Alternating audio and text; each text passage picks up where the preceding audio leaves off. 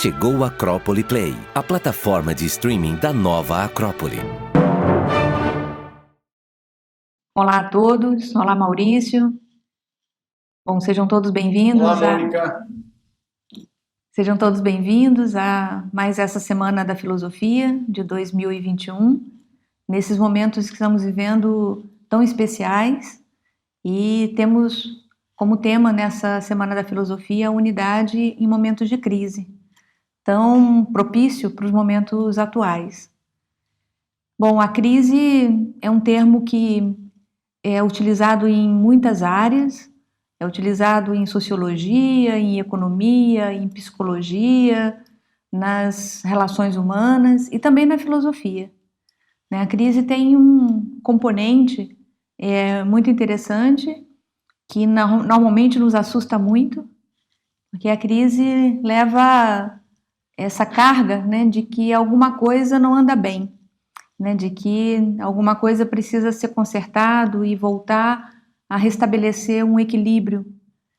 Nos momentos de crise, se nós nos caracterizamos por muitas mudanças, muitas transformações.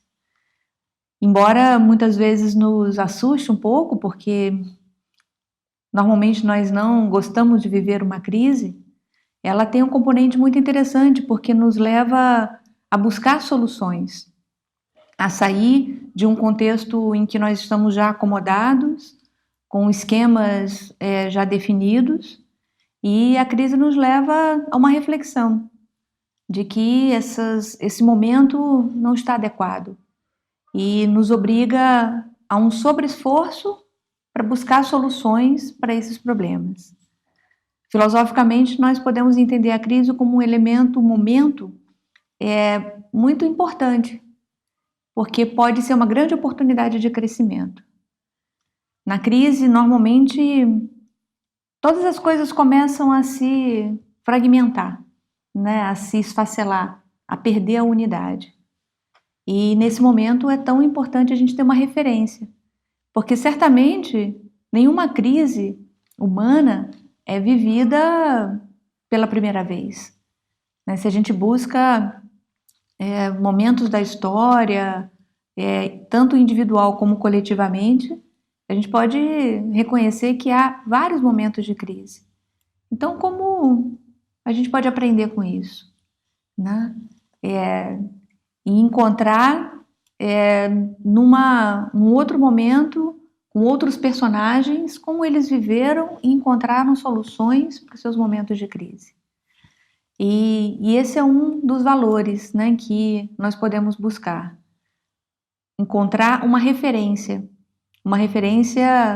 de um momento, ou uma pessoa, ou uma autoridade que possa nos ensinar como resolver, como passar esses momentos de crise e voltar a encontrar esse equilíbrio que a gente tanto precisa. Então, Mônica, e aí vem justamente a importância do exemplo, né? O exemplo, normalmente, ele é tido como um modelo. A natureza, se a gente for observar, ela se baseia em modelos para tudo. Os chamados arquétipos, atualmente, seriam modelos mentais da vida e que são a causa de tudo que vemos no mundo sensível, nesse mundo objetivo, que tem uma causa mental, podemos assim chamar, que se reflete na manifestação. Assim como precisamos de modelo para construir também uma casa, um projeto, uma planta, os exemplos são modelos de comportamento, são modelos comportamentais. Então, como é que nós podemos nos comportar de uma maneira mais equilibrada, mais serena, mais otimista? Então, um exemplo ele é fundamental nesses momentos, como você colocou, de transformação, de mudança, para que a gente possa ter esse referencial claro, Um exemplo é aquilo que caracteriza melhor a natureza do objeto que esse exemplo representa, E se estamos num ambiente filosófico, nós estamos falando sim de exemplos de vida, né, que é a definição por excelência da filosofia, né, a arte de viver, né, esse impulso, essa busca pela sabedoria, né, filosofia como amor à sabedoria, que nos ensina a viver, né? Quais são esses exemplos de vida, né, esses exemplos de seres humanos, né? Você falou, Maurício, sobre os arquétipos, né, que são tão importantes como modelos de perfeição. E é curioso porque num momento de crise, como a gente vive, crise de valores, de conceitos, crise de sabedoria, né? Muitas vezes esses arquétipos vão ser substituídos por estereótipos, né? Que ocupam o lugar do arquétipo, mas não têm o mesmo valor, não tem a mesma consistência, né? Porque o estereótipo tem nasce, né, de um contexto social, cultural, e muitas vezes é baseado em preconceitos, em opiniões, em juízos subjetivos, e que muitas vezes vão ocupar o lugar desses arquétipos, desses modelos, desses exemplos reais de vida, né, de comportamento, que levam a um entendimento do que é, em último caso, uma ética humana, baseada em valores realmente humanos. E para a gente pensar nessa questão do exemplo, né, é muito importante falar também do tema da educação, que não deixa de ser o exemplo uma forma básica, fundamental, original, né, de educar as pessoas. Eu diria que através do exemplo é que se realmente pode educar. Para construirmos, para formarmos seres humanos íntegros, valorosos, virtuosos, né, se faz imperioso bons exemplos. Muitas vezes a gente fala que uma circunstância pode corromper a pessoa. Alguns até usam o jargão de que o poder corrompe. E o que a gente tem observado através da tradição filosófica é que, na realidade, é bem ao contrário, né? Essa falta de poder interno, quando não existe uma educação eficaz que faça aflorar esses valores que todos nós trazemos no nosso íntimo, de fortaleza, de temperança, de otimismo, de humildade, de generosidade, aí sim o ser humano se torna facilmente corruptível, sendo numa circunstância ou em outra, né? Por outro lado, quando a gente consegue formar seres humanos realmente através de uma vivência prática de valores, por pior que sejam as circunstâncias, por maiores que sejam as crises, o que a gente percebe é que as pessoas se mantêm íntegras. Então, esse poder interno que se manifesta através do exemplo, né, das virtudes, dos valores humanos, é o que nos dá realmente essa condição de superar as crises de uma forma mais justa, mais harmônica. Para transmitir algum ensinamento de valor, esse deve ter o respaldo da vivência, daquele que pretende ensinar, pois, do contrário, falta o que a gente poderia chamar de autoridade moral. Normalmente a gente escuta no refrão popular aquela frase que diz assim: faça o que eu digo, mas não faça o que eu faço. Ou seja, isso seria o total absurdo da falta de valores morais, da falta de autoridade, né? E é justamente o que a gente não quer através de uma educação filosófica. O que a gente busca através de uma educação filosófica é justamente a partir de vivência, onde temos uma maior compreensão, uma compreensão mais profunda do que se quer transmitir. Do contrário, a gente vai ficar apenas com uma abordagem intelectual, uma abordagem um tanto quanto vazia, né? Que só alcança a superfície do conhecimento de um determinado tema que queremos transmitir, faltando a profundidade da experiência viva, que também vai dar vida e compreensão ao ensinamento que se pretende transmitir. Para você ver, né, o poder, né, a importância dos exemplos. Isso num processo educacional tanto formal né, nas escolas, né, no sistema educacional formal, como na própria vida, né? Quando a gente vê, por exemplo, um momento de uma criança, né? A criança vai seguir todo o exemplo que ela enxerga, né? Que ela vê, que ela compartilha em casa, o comportamento dos pais, o comportamento dos irmãos, né? Da família, ou dos amigos, e naturalmente ela reproduz aquilo que ela está vendo, né? Como um exemplo. E nisso, muitas vezes, vão se perpetuando comportamentos, vão se difundindo, né, valores ou antivalores que nem sempre são os mais exemplares para a natureza humana, né, para aquilo que representa, propriamente dito, o ser humano. Há um relato que é muito interessante, que foi recolhido num documentário sobre valores humanos. Esse documentário reunia alguns depoimentos que falavam sobre como cada um identifica o que é o ser humano, né? Como define o ser humano. E um desses relatos contava a história de um rapaz que cometeu um crime, né? Era um criminoso, ele tinha cometido um assassinato brutal e estava preso, e ele relatava a sua experiência, que foi bastante interessante. Ele contava que na sua infância, né, na sua família, ele vivia num meio muito, muito bruto, muito rude, e só encontrava violência dentro da própria família, do seu pai e da sua mãe. E ele entendia isso como uma expressão do amor. Então ele considerava que sua compreensão do amor incluía sofrimento, incluía violência. E era assim que ele entendia o amor. E o que o levou a uma condição extrema, né, de desumanidade. Chegou a cometer um crime. E quando ele foi preso, ele matou uma mulher e a sua filha, né? Um crime muito brutal.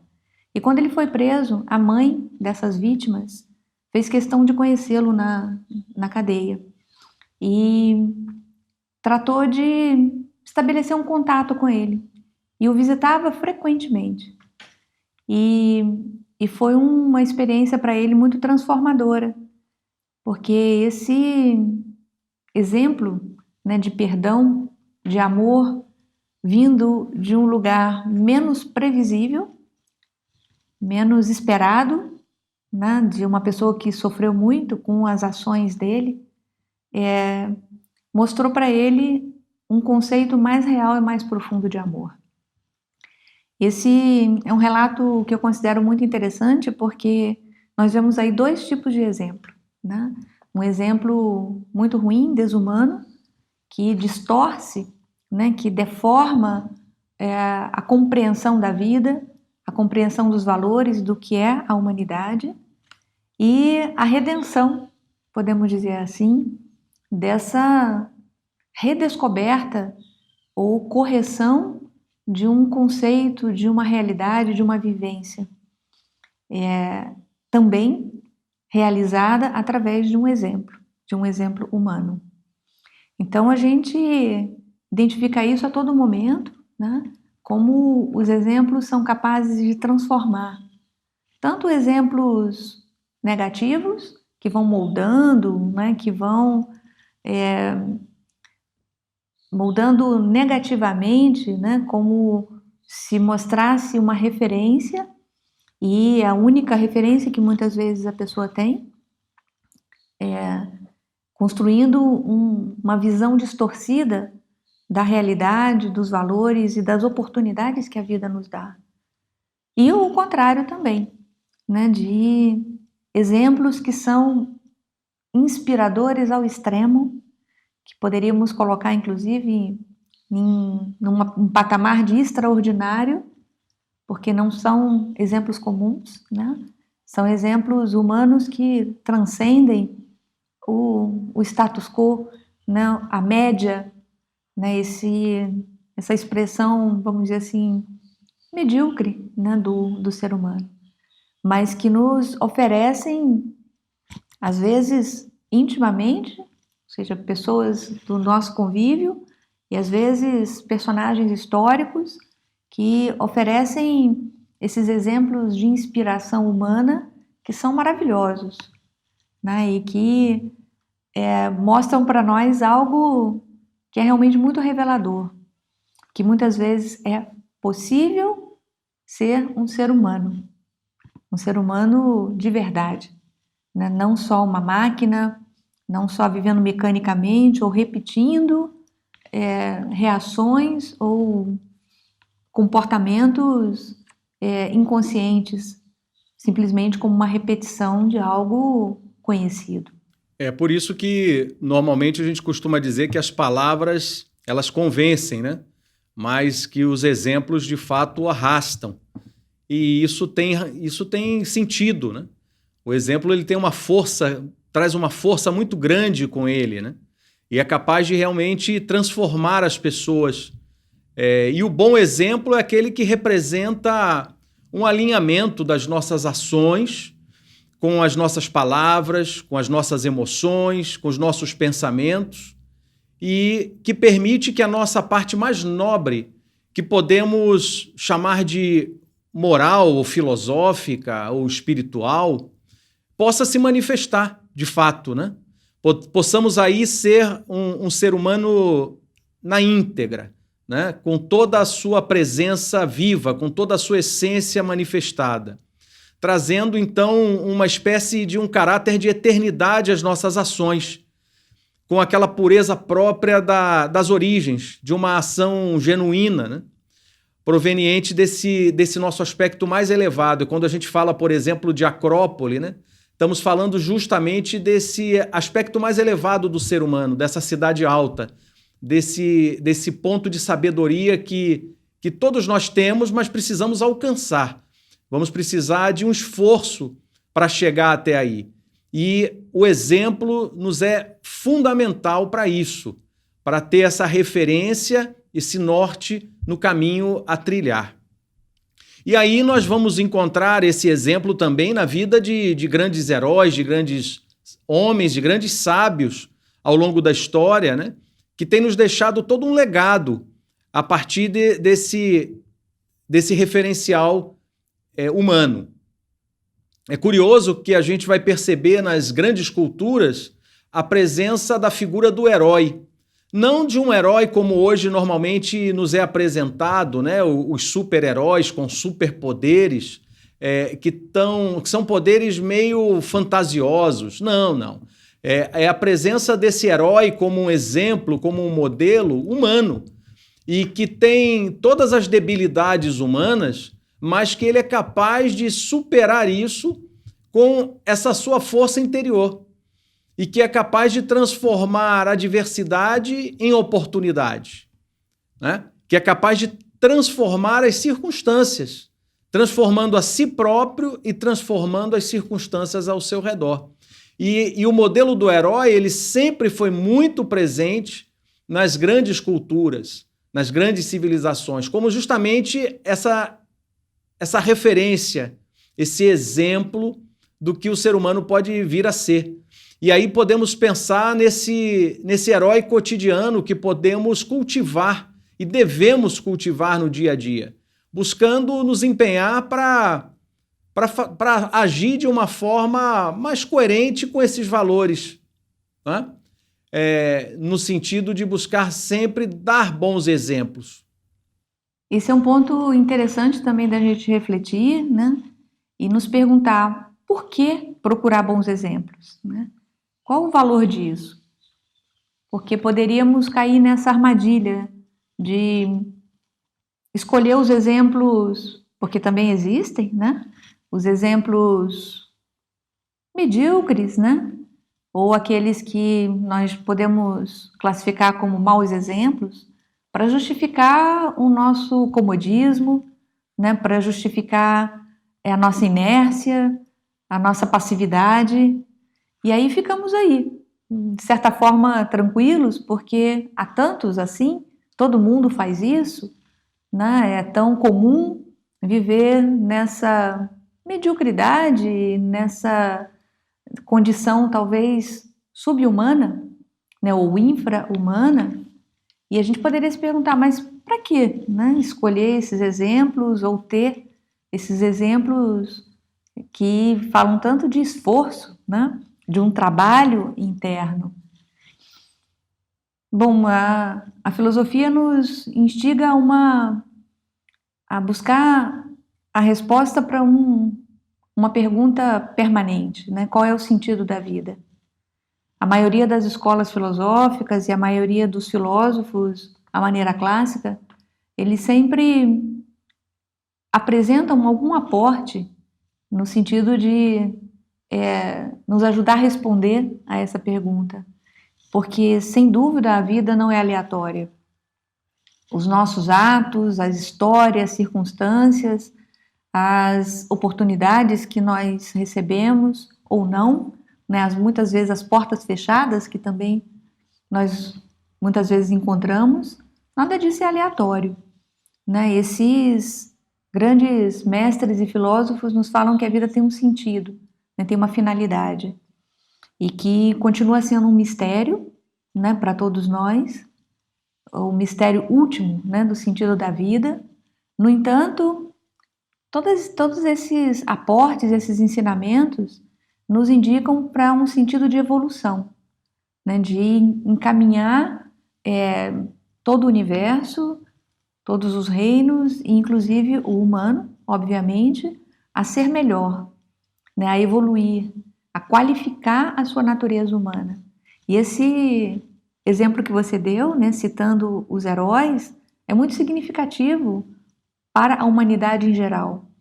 Porque nesses mitos, né, os heróis míticos, nesses mitos, o herói sempre se apresenta com uma natureza muito interessante, porque tem uma origem divina, né? Ou seja, em geral, os heróis são filhos de um deus com uma mortal.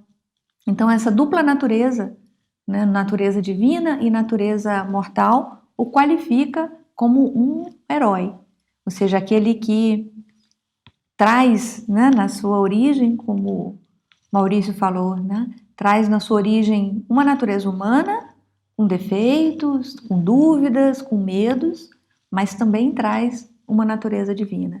E ele tem que passar por todas as provas, né, na sua vida. Todo herói encontra-se com provas. Isso é muito bacana da gente entender como símbolo, né, dentro de um mito, porque as provas é que vão legitimar essa condição heróica. E, finalmente, após passar essas provas, ele se afirma, se consolida como um ser divino. É um exemplo espetacular no sentido da evolução humana, né? E esses heróis são muito inspiradores, porque nos lembram justamente essas potências divinas que todo ser humano tem, as suas virtudes, né? As suas qualidades que só vão vir à tona se forem provadas, né? Se forem colocadas à prova, inclusive nos momentos de crise. E além desses heróis, a gente encontra os mestres, né? Esses sábios. O que é um mestre, senão aquele que sabe encontrar a solução para um problema, sabe qual é a melhor conduta para uma determinada circunstância, sabe como resolver conflitos, ou seja, um sábio é aquele que sabe, na prática, né? Não sabe só informações, mas é aquele que sabe e está disposto a ensinar. E essa é a outra chave, né, muito importante, porque aquele que está disposto a ensinar, quando encontra alguém que está disposto a aprender, a colocar em prática aquilo que ensinou, aquilo que recebeu de ensinamento, se estabelece aí uma corrente, né? Uma corrente que vai unindo esses exemplos de vida e esse treinamento, porque um exemplo de vida nos propõe um treinamento, né? Um exercício cotidiano, colocar em movimento, colocar em ação aquele exemplo, aquele modelo, aquela referência que a gente recebeu porque almejou, né? Porque desejou encontrar um exemplo, encontrar essa referência de vida.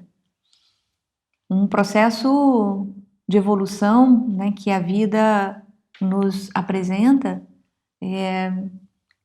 concebe degraus, né, passos desse desenvolvimento, degraus de conquista, de aprendizado, de afirmação, né, de consolidação de um aprendizado anterior.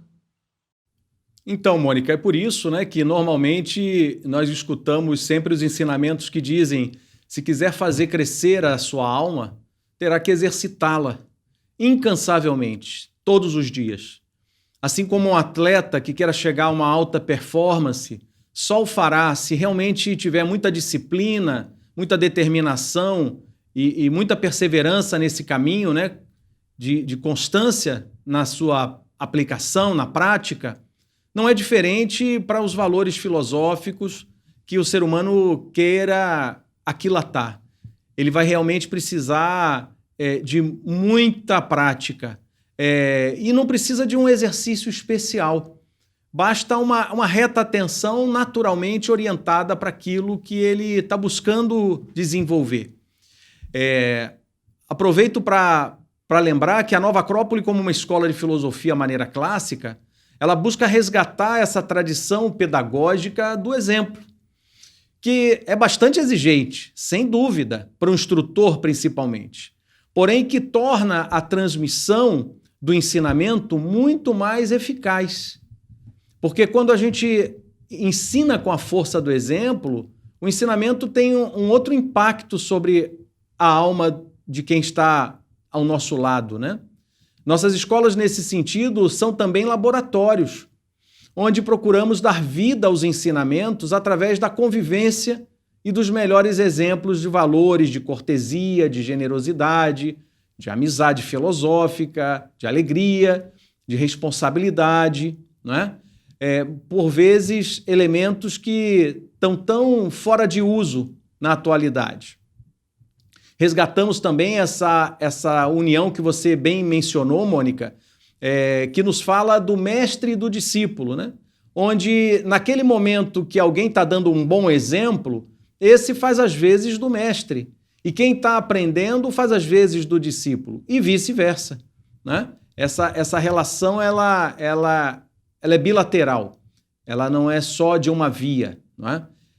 Tanto quem ensina quanto quem aprendem juntos, reforçam o aprendizado. Precisamos ser mais do que belos quadros, mas que possamos auxiliar aos demais com a força do nosso exemplo,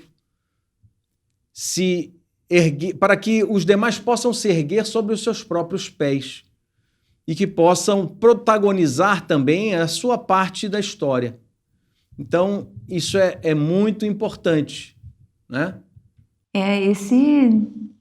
Essa disponibilidade, né, que um instrutor tem de mostrar, né, com o seu exemplo aquilo que ele está vivendo, é verdadeiramente um ato de amor, né? Ou seja, nem sempre aquele que está ensinando já adquiriu totalmente o seu ensinamento, né? Nem sempre já assimilou tudo, né, integralmente na sua vida aquilo que ele está ensinando. No entanto, por amor à transmissão, por amor a essa corrente, né, de ensinamento, muitas vezes isso é o motivo, é a inspiração para essa transformação interior. Se transformar interiormente por amor àquele que está na sua frente, que está sedento, de certa forma, de um exemplo de vida. E que é capaz de transformar tantas coisas. E também é curioso, né, porque nós falamos de escolher exemplos, né? De ter exemplos, de poder discernir quais são os bons exemplos para adotarmos, né, como inspiração. Mas há uma outra face, né, desse tema do exemplo, que é também ser exemplo, que é também esse de assumir a nossa responsabilidade, o nosso compromisso de representar uma inspiração ou um exemplo para os demais. Num momento de crise ou nos momentos de desconcerto, né, que a gente vive, não podemos nos furtar de destacar tantos problemas que a gente vive, né, no nosso mundo. Problemas de todos os tipos.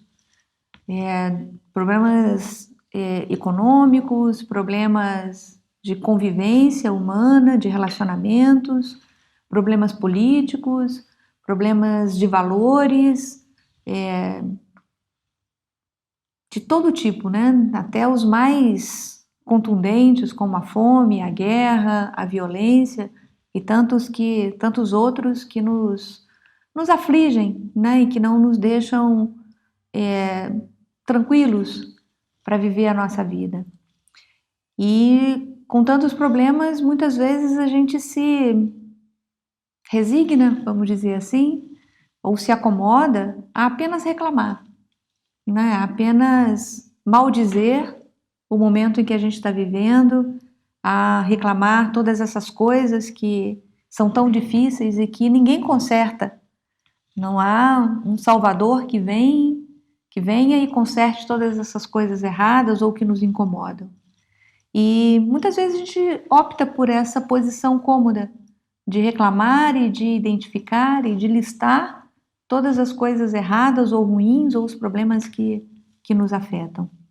Mas será que não podemos fazer nada? Será que não há nenhuma ação que cada um de nós possa fazer nessa transformação? Eu penso que sim.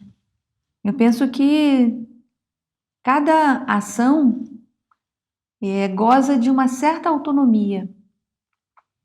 Talvez não completa, né? Talvez a gente individualmente não possa resolver todos os problemas do mundo nesse momento, ou pelo menos imediatamente, mas toda a ação nossa tem um certo poder, tem uma certa autonomia. Como falavam os estoicos, né? Há coisas que dependem de nós e há coisas que não dependem de nós. As coisas que não dependem de nós já está aí, né? Não dependem de nós. Ou seja, não podemos atuar, né, na sua resolução. Mas há muitas coisas que dependem de nós. E se a gente se ocupasse dessas coisas que dependem de nós? Da nossa própria vida, da nossa própria transformação, da nossa própria colocação em ação desses poderes latentes, no desenvolvimento dessas potências humanas que todo ser humano tem. Talvez essa transformação viesse mais rapidamente, através do nosso exemplo. Ainda lembrando os estoicos, né, na sua doutrina, eles afirmavam que este é o melhor dos mundos. Isso é muito curioso, às vezes nos assusta um pouco, porque eles diziam, não há mundo melhor do que esse. Esse é o melhor mundo que a gente poderia pensar e imaginar. E às vezes isso é entendido como uma espécie de alienação, né? Como assim, né? Esse mundo cheio de problemas, cheio de defeitos. Os estoicos não eram alienados, né?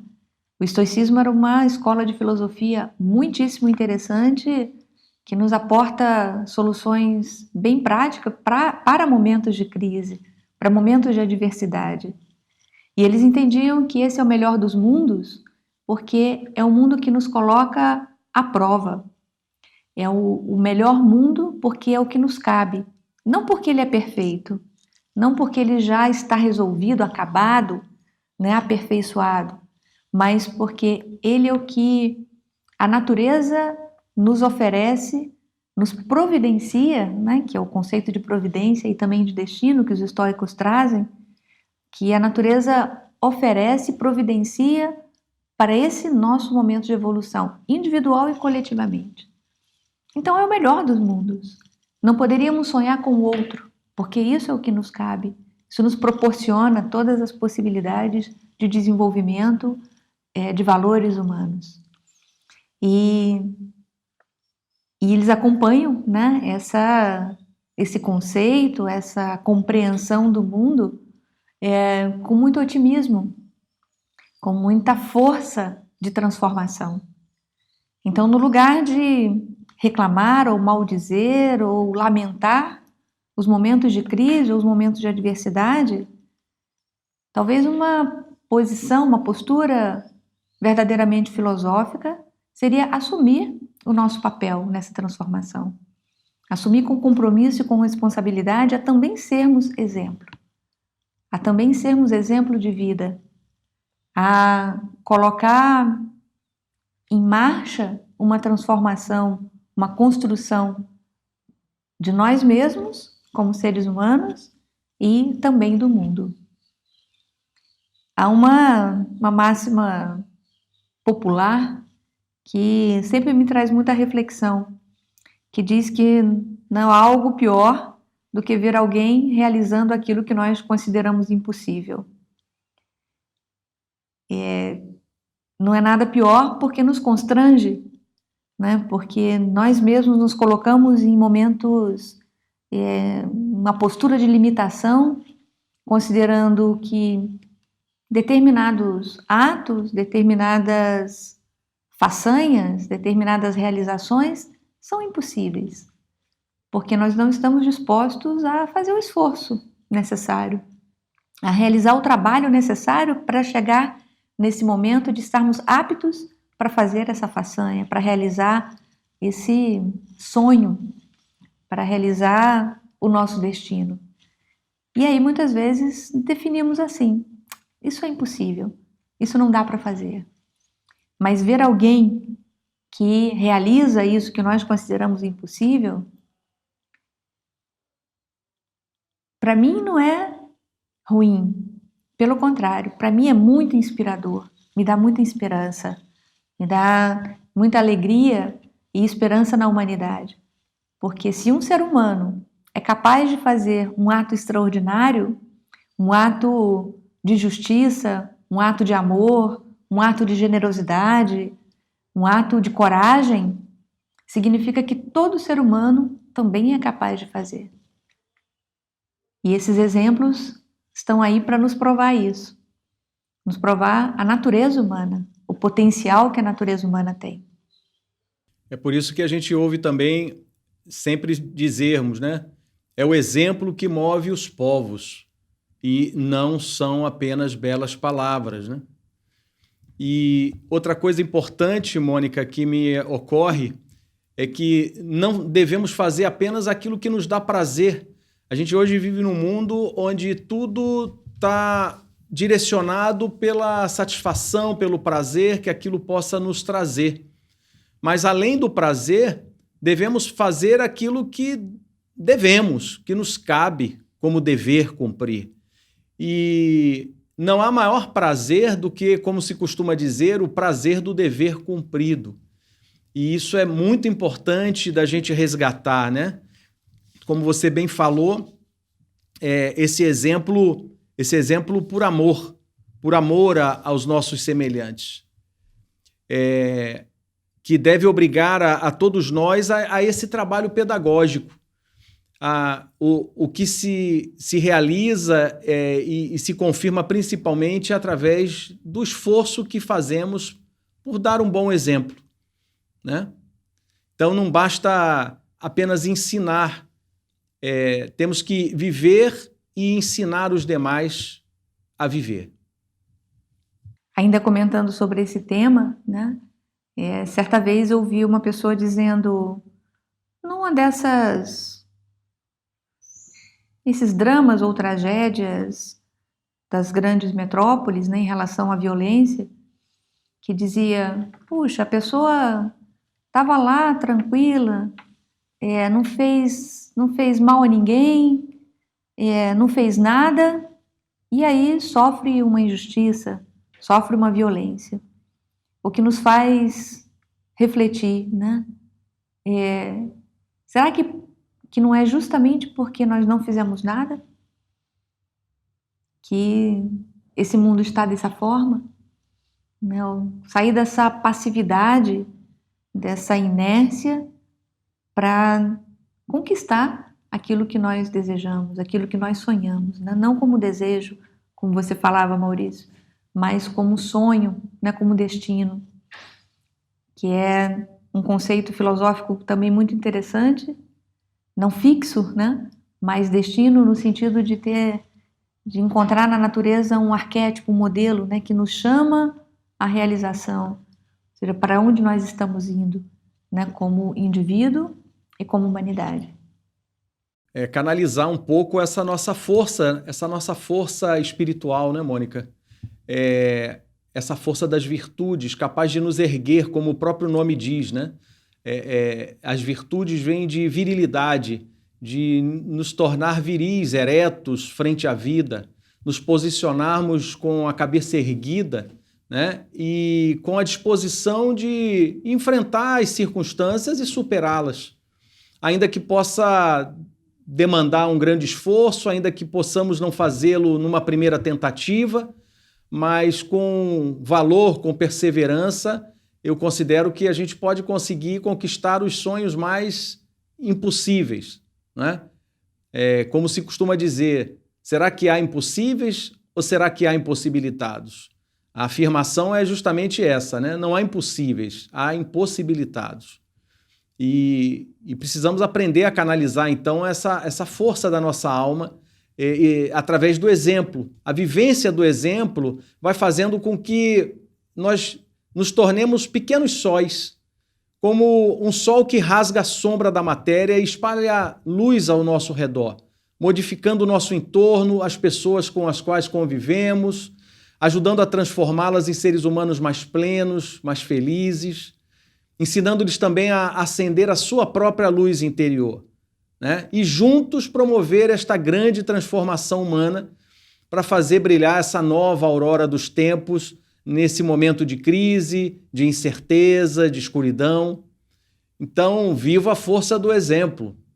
Esse tema do exemplo se encaixa numa face da filosofia, né, numa área de estudo da filosofia que é a ética, que nos fala de comportamento, né, de conduta, de ação, né, quais são nossas melhores atitudes, as nossas melhores escolhas. E daí a importância de uma escola de filosofia, né, como você falava, que nos impulsiona nessas três vertentes, né, de filosofia, de cultura e de voluntariado, que nos educa nessas três vertentes, né? A filosofia como amor à sabedoria, e que nesse tema específico, né, nos aporta com essa área do conhecimento que é a ética, né, a ciência dos costumes, né, a ciência dos bons costumes, da boa forma de vida, né, das nossas escolhas, do nosso comportamento. E também algo que é fundamental, né, que é o aporte da cultura, onde podemos encontrar o valor dos valores humanos, né, esses elementos que constituem a cultura humana, o cultivo, né, desses valores humanos, as suas virtudes. E o voluntariado, que é a oportunidade de colocar em prática a nossa vontade, os nossos poderes latentes, a transformação do mundo. Uma escola de filosofia que forma, que educa e que constitui um legado, né, histórico e humano ao mesmo tempo, individual e coletivo. Porque nesse âmbito, todos nós estamos aprendendo, todos nós estamos buscando a sabedoria como filósofos, somos amantes da sabedoria, ainda não sábios, mas podemos escolher esses amigos, né? Podemos escolher esses bons amigos, esses bons exemplos que são os mestres e os sábios. É que possamos aprender a extrair do nosso íntimo essa força, né? E poder transmitir ao nosso redor a quem nos cerca, as circunstâncias, as pessoas. De alguma maneira, novos tempos já se anunciam. Um tempo construído com a força inteligente, amorosa e voluntariosa do exemplo. Queria aproveitar agora que nós já estamos caminhando para o fechamento, Mônica, e convidar os nossos ouvintes, né, que se juntem a nós nesse movimento de esforço, sim, de superação, mas com muita alegria, com muita felicidade, porque temos certeza que estamos contribuindo para construir um mundo novo e melhor, que tanto ansiamos. E que juntos somos mais fortes e mais luminosos. A força da união pode vencer qualquer adversidade, qualquer tormenta. O momento nos pede precisamente união. E aí eu me recordo da máxima deixada pela grande filósofa Helena Petrovna Blavatsky no século XIX, que deixou no seu último momento uma lembrança que para a posteridade: mantendes a união. E esse eu acho que é um exemplo importantíssimo para todos nós hoje em dia, né? Cultivar a força dessa união. Num momento que a gente percebe tanta separatividade e que talvez seja uma das questões mais críticas para o ser humano. Então, vamos buscar cultivar exemplos de união. A unidade nos momentos de crise. Vamos aproveitar, então, que estamos num momento de crise e reconstruir essa unidade. Reconquistar essa unidade, baseada, apoiada em valores verdadeiramente humanos.